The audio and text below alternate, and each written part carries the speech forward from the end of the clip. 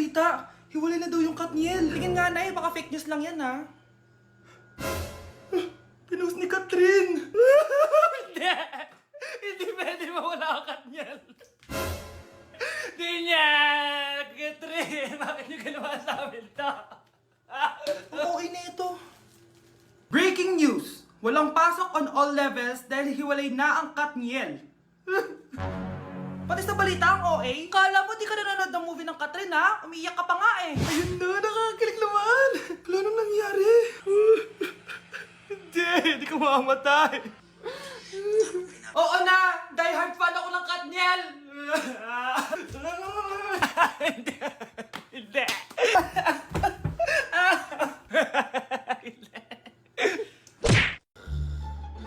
Anak, gumising ka na. Pasko na. Pasko na agad? Oo, bumaba ka na doon. Nandito na mga tita mo. Ah, sige po, Nay.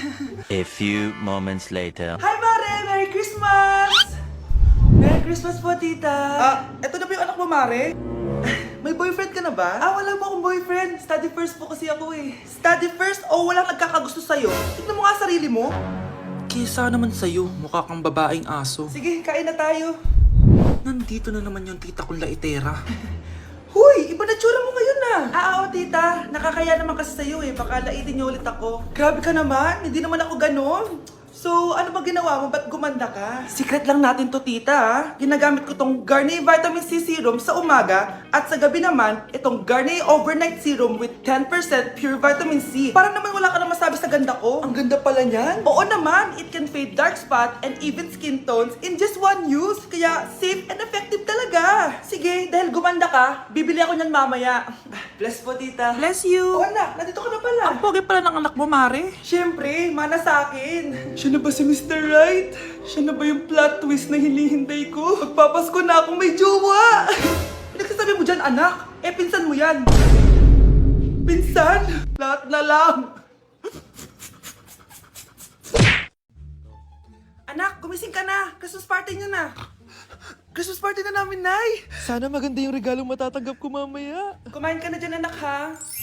Anong meron, Nay? Bakit ang dami pong pagkain? Siyempre, anak, malapit na magpasko. Tara, kain na tayo. Niluto ko lahat ng favorite mo. Talaga, Nay? Ay, sana palagi na lang Pasko. Ay, may nangangaraling ata. Wait lang, anak. Nangangaraling po. Ang seselage awetan na awit ng handog. Sanga ng Pasko magmalaba joy joy. Merry Christmas po! Galing mo naman! No, ito, 10 pesos. Ayan na! 10 pesos? Ang ganda ng boses ko tapos 10 pesos lang bibigay mo sa akin? Alis na nga ako, kuripot mo. Wow, demanding pa. A few moments later. Okay, class, mag-exchange gift na tayo. Wow, ang bango neto, thank you. OMG, bagong bag. Alam mo talaga yung gusto ko, ah. Thank you. Nasaan yung exchange gift ko? Wala yung ka-exchange gift mo, be. Absent siya. Bawi ka na lang next year. Minsan na nga lang mag-Christmas. Absent pa siya. Okay lang yan, be. Huwag ka na umiyak. Paano na yung gift ko? Oo, anak. Ba't malungkot ka? Wala ako natanggap na regalo, Nay. Absent yung ka-exchange gift ko. O, eto. Para sa'yo, anak. Merry Christmas. Para sa akin to, Nay. Thank you. Kala ko wala na ako regalo ngayong Pasko. Siyempre naman, anak. Makakalimutan ba kita? Wow, ang sweet niyo naman, Mare. May fruit salad ba kayo? Pingi ako. Okay, class. Welcome back! Oh, ba't parang di kayo masaya? Paano kami magiging masaya, ma'am? 10 activities yung gagawin namin. Alam nyo, puro kayo reklamo. Konti pa nga lang yan eh. By the way, may bago tayong gagawin. Sabihin niyo sa akin kung ano yung New Year's resolution nyo. Mag-umpisa tayo kay Kyle. Ako po, ma'am? Sige, ako. Ako ba si Kyle? Ang New Year's resolution ko ay mas gagalingan ko pa sa school. Very good. Okay, next, Scarlett. Ang New Year's resolution ko ay wag ka jowa. Last year ko pa wini-wish kaso hanggang ngayon wala pa rin akong jowa. Lu, paano ka magkakajowa? Lahat na lumalapit na lalaki sa'yo, nire-reject mo. Kala mo ang ganda-ganda niya. Kung ikaw magiging jowa ko, wag na lang. Mamatay na lang ako.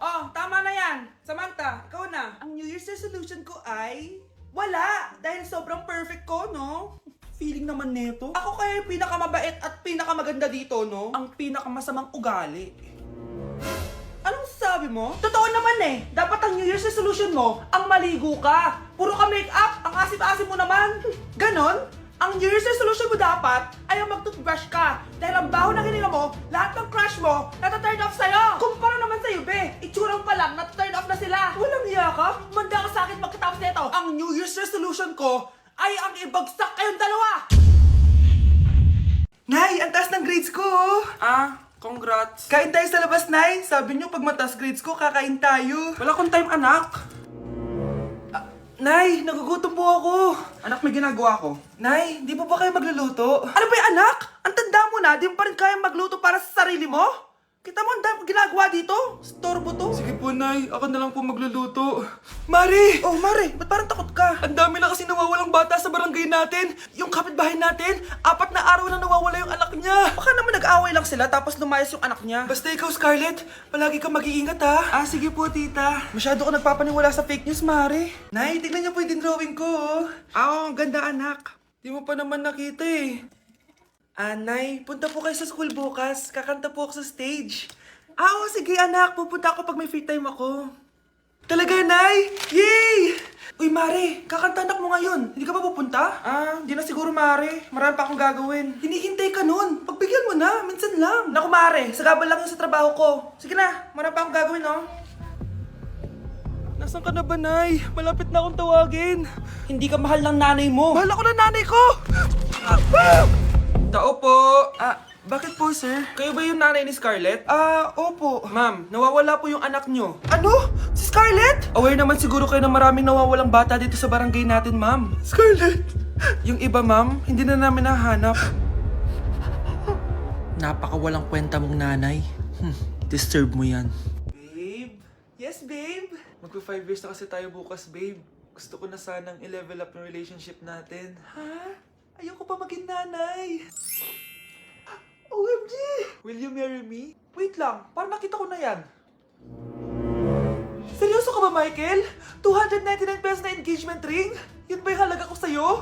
Babe, hindi naman importante kung mahal yan or mura, di ba? Ang importante, nagmamahalan tayo. 5 years tayo! Tapos eto lang bibigay mo sa akin, ha? Hindi pa ba sapat yung magpapakasal tayo tapos magkakapamilya? Nag-expect ako sa'yo! Akala ko bibigyan mo ako ng bagong bahay, ng bagong sasakyan. Tapos ito lang bibigay mo sa akin? Buti naman at lumabas na yung tunay na kulay mo bago kita pakasalan. Ha? Sinusubukan lang kita at tama nga ako na gold digger ka. Michael! Sayang, nakahanda na pa naman yung titulo ng mansion na ibibigay ko sa'yo, pati yung sports car. Michael, sorry! Joke lang yun! I guess, pera lang ang habol mo sa akin. Hindi mo deserve to. Okay, class. Accepted sa exam ang may pinakamagandang spoken poetry. Ma'am, I volunteer! Wow! Okay, Scarlett. Esophagus! Habang tayo'y kumakain sa pagkainan, hindi mawawala ang esophagus. Mananatili yan panghabang buhay. Dadaloy yan sa iyong sinapupunan. And I thank you. Magaling! Sinong gustong lumaban kay Scarlett? Ma'am, lalaban po ako. Okay, class. May lalaban pala kay Scarlett. Si Samantha. Pantog! Kapag tayo'y umiihi, syempre, kailangan hindi mo mapigilan ang iyong ihi, syempre, para iwas bato, para iwas sakit, syempre. May point siya. Kaya kung ayaw mo yun, umihi ka na umihi. Para yung pantog mo, hindi magkaaberya lang ganon. And I thank you. Okay, class, parehas silang magaling. Kaso, isa lang ang mananalo. Sana ako yung manalo para perfect na ako sa exam. Sigurado namang ako yung mananalo dyan. Galing ko kaya. Ang nanalo ay si... Ako po, ma'am. Lalaban ako. Sige, Michael. Putok! Nangangamoy putok na dito. Matuto rin kayong maligo. Na-like ng kifi ko. Anak, ano ibig sabihin ng kifi? Galing naman nito. Anak, ano ginagawa mo? Nay, nagla-like po ako ng mga post sa TikTok. Nagla-like? Bakit mo binababa? Ito na po kasi uso ngayon, Nay, yung magla-like ka gamit yung kifi mo. Ano ba, may mga bata ngayon na malalaman nyo sa TikTok pa. Ayan, mga nakukuha nyo. Ang KJ mo naman, Nay. Try mo kaya. Ay, naku, Scarlett, huwag mo kayo na-influensya sa mga ganyan mo, ha? Oo nga, ang sarap sa feeling. O, diba? Like! Na-like ng kifi ko. Good morning, class! Na-like ng kifi ko. na-like ng deck ko. Aba, grabe na tong mga to. Ganyan na ba yung mga natututunan nyo ngayon? Sabi ko na nga ba eh, walang magandang dulot yung TikTok na yan. Uso kasi to ma'am, may bago na nga eh. Hay naku Samantha, tigilan mo ako. Ano namang bago yan? Eto po ma'am, tuturuan ko kayo. Anong pinang-like mo, Samantha? Yung esophagus ko po, ma'am. Esophagus? Grabe yung talent nyo, ha? Ikaw naman, ma'am. Try mo din. Sige. Ma'am, mali po kayo. Ma'am, sumobra po kayo. Hindi na po esophagus yan. Bitukan na po yan. Hello po, ma'am. Ang ganda naman po ng bahay nyo. Sino yan, Nay? Hello po. Anak, ito nga pala si Bebang. Bagong katulong natin dito. Siguraduhin mo lang na magaling ka, ha? Dahil ayoko sa lahat, yung tatanga-tanga. Opo, ma'am. Ayusin ko po yung trabaho ko. Sige na, mag-umpisa ka na maglinis. Sige po. Di ko talaga gusto yung bago namin katulong dito. Nakakainis yung mukha niya. Ano yun? Ano ba yan? Unang araw pa lang dito, may nabasag ka na agad? Sorry po, ma'am. Tatanga-tanga kasi maglinis? Di mo ba alam na 1,000 pesos ang isa niyan? Linisin mo na yan! At wala ka sweldo na 3 araw, ha? Dahil wala ka naman pambayad niyan. Ganito nyo pala tinrato ang nanay ko. Humanda kayo. Bebang! Gawin mo nga ako ng kape. Ma'am, eto na po yung kape nyo. Ano ba yan? Bakit malamig na to? Gusto mo tapo ko to sa mukha mo, ha? Sorry po, ma'am. Gawin mo ako ulit ng bago. Baka na pang magawa ko sa'yo. Sige po, gagawa na lang po ako ulit ng bago. Pakatanga. Ma'am, eto na po yung mainit nyo pong kape. Sa susunod, huwag kang tatanga-tanga kung ayaw mo mawalan ng trabaho. Bebang! Kuhaan mo nga ako ng tubig dito. Eto po, ma'am, yung tubig nyo. Dun ka na nga. Yung makita pagmumukha mo. Sakit ng tiyan ko!